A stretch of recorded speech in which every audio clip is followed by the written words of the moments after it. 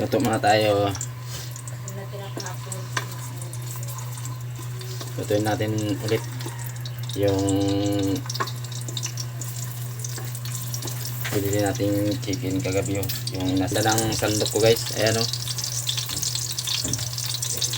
kahoy lang. Ganda, diba?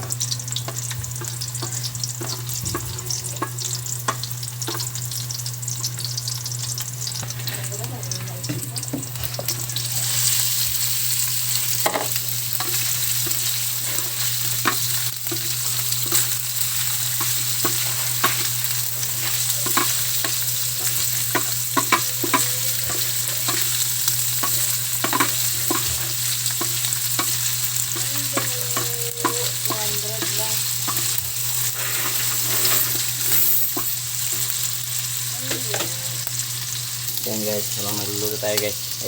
Ayan, magabi na namin sa ng alkansya niya guys. Yan lang guys, yung alkansya namin guys. Pang gatas-gatas lang bulinggit namin guys. Kahit pa paano may mahugot tayo guys. So hindi pa nga nakarami guys. So hindi pa napuno. Bukas na. Ayan guys, yung Mrs. Quest. Binuksan niya na yung alkansya niya.